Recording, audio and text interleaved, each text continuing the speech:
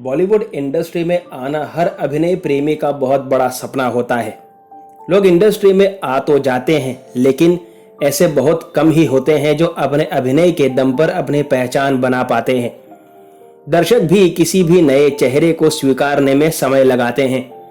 हालांकि जब एक बार जिसे ऑडियंस का प्यार मिल गया तो फिर उसे इंडस्ट्री में असीम ऊंचाइयों तक पहुंचने से कोई नहीं रोक सकता।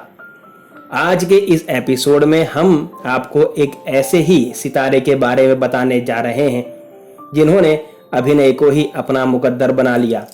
नमस्कार, फिल्मी तराना चैनल के एक और बेहतरीन एपिसोड में आप सभी का स्वागत है। बॉलीवुड के दिग्गज अभिनेता पंकज कपूर अपनी बेहतरीन एक्टिंग के लिए जाने जाते हैं। पंकज कपूर का जन्म 29 मई 1954 को लुधियाना, पंजाब में हुआ था। पंकज ने बचपन से ही अभिनय को अपना शौक बना लिया था और स्कूल के दिनों में भी वे एक्टिंग और थिएटर में एक्टिव थे। अभिनेता पंकज अपनी प्रोफेशनल लाइफ के साथ साथ पर्सनल लाइफ को लेकर भी खूब चर्चा में रहे हैं। पंकज ने अभिनय में तो अपना दमखम दिखाया ही है, लेकिन पढ़ाई में भी वे किसी से भी कम नहीं थे। पढ़ाई की अगर बात की जाए तो पंकज ने 1973 में इंजीनियरिंग के एग्जाम में टॉप किया था। हालांकि उन्होंने इंजीनियरिंग छोड़कर अभिनय में अपना करियर बनाया। पंकज ने टीवी शोज में भी अपनी एक्टिंग का जलवा दिखाया है। उन्होंने नीम का पेड़, करमचंद, ऑफिस जैसे टीवी शोज किए हैं।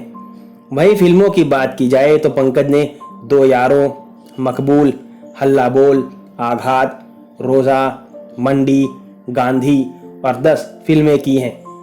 फैंस को आज भी पंकज की ये फिल्में देखना काफी पसंद है। पंकज कपूर ने एक इंटरव्यू में बताया था कि उन्होंने शो के डायरेक्टर राजीव मेहरा के साथ सीरियल जवान संभाल के में भी काम किया था। ऐसे में उन्हें ऑफिस में मुसद्दीलाल का रोल मिला था। अगर पंकज कपूर की पर्सनल लाइफ की बात की जाए तो पंकज कपूर की पहली पत्नी नीलिमा अजीम है। पंकज और नीलिमा की मुलाकात उन दिनों हुई थी जब अभिनेता थिएटर किया करते थे और नीलिमा डांस की दुनिया में अपना नाम चमकाना चाहती थी। वे एक शानदार कथक डांसर थीं। पहली मुलाकात में ही पंकज कपूर और नीलिमा अच्छे दोस्त बन गए थे और धीरे धीरे ये दोस्ती कब प्यार में बदल गई उन्हें भी पता नहीं चला। इसके बाद जल्द ही दोनों ने शादी करने का फैसला ले लिया। दोनों ने साल 1975 में शादी रचाई थी और उस वक्त पंकज कपूर 21 साल के थे और नीलिमा महज 16 साल की थी। नीलिमा ने शादी के बाद साल 1981 में बेटे शाहिद कपूर को जन्म दिया था।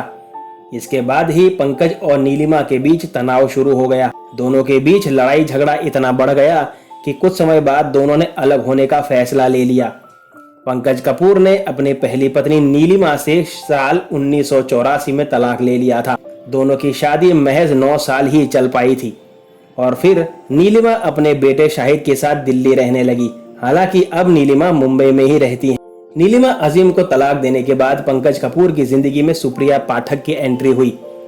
दोनों पहली बार साल 1986 में फिल्म नया मौसम के सेट पर मिले थे, जो आज तक रिलीज नहीं हुई है। जब सुप्रिया पंकज कपूर से मिली थी तब उनका भी तलाक हो चुका था। ऐसे में दोनों को एक दूसरे का साथ पसंद आने लगा। हालांकि पंकज कपूर और सुप्रिया पाठक ने अपनी शादी में कोई जल्दबाजी नहीं की। दोनों ने अपने रिश्ते को थोड़ा समय दिया और इस दौरान पंकज और सुप्रिया के बीच कई मुलाकातें हुई, जिसके बाद ही दोनों ने शादी करने का फैसला लिया। पंकज कपूर और सुप्रिया के रिश्ते से अभिनेता के घर में सभी खुश थे, लेकिन सुप्रिया की मां को यह रिश्ता बिल्कुल भी मंजूर नहीं था। हालांकि सुप्रिया ने अपनी मां के खिलाफ जाकर पंकज कपूर का हाथ थामा था। दोनों ने साल 1989 में शादी रचाई थी और फिर कुछ समय बाद ही सुप्रिया की मां ने भी पंकज कपूर को अपना लिया था। शादी के बाद पंकज कपूर और सुप्रिया पाठक बेटी सना और बेटे रोहान कपूर के माता पिता बने। सुप्रिया और शाहिद कपूर का रिश्ता भी काफी अच्छा रहा है। पंकज कपूर ने एक इंटरव्यू में बताया था, मैंने फिल्म इंस्टीट्यूट और नेशनल स्कूल ऑफ ड्रामा में अप्लाई किया। मेरा selection national school of drama में हो गया। बस वहीं से मेरी तालीम शुरू हुई। जब मैं नेशनल स्कूल ऑफ ड्रामा से पास हुआ तो कुछ साल वहीं अभिनेता के तौर पर काम करने लगा। फिर बाहर थोड़ा काम किया। वर्ष 1982 में फिल्म गांधी में एक छोटा रोल मिला। उस फिल्म में गांधी जी के दूसरे सेक्रेटरी प्यारेलाल का रोल निभाया। लेकिन उसी फिल्म की हिंदी डबिंग में मैंने गांधी जी के किरदार, जिसे बेन किंग्सले ने निभाया था, की आवाज की डबिंग करने का सबसे बड़ा काम भी किया। उसी दौरान मेरे और एनएसडी के बीच एक गलतफहमी हो गई।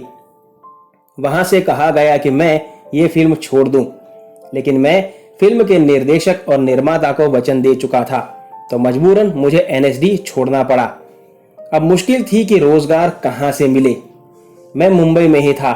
मैं जिस तरह की फिल्में कर रहा था उनमें तो पैसा नहीं था। हाँ, काम करने का भरपूर मौका मिलता था। तभी टेलीविजन का दौर शुरू हो रहा था। तब करमचंद नाम के एक सीरियल का प्रस्ताव मुझे मिला। पहले तो मैंने मना कर दिया, लेकिन जब लगा कि खाने पीने के पैसे भी निकालना मुश्किल हो रहा है तो सोचा चलो स्क्रिप्ट पढ़ लें। फिर देखा कि फिल्मों में मुझे जिस तरह के रोल मिल रहे थे वे किसी के भाई के या किसी के दोस्त के थे या विलन के थे।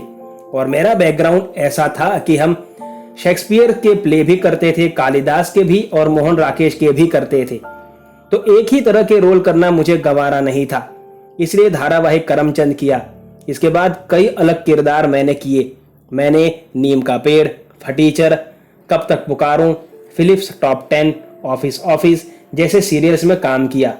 इन सब में मुझे जिस तरह के किरदार निभाने का मौका मिला, ऐसा मौका मुझे शायद सिनेमा भी नहीं दे पाता।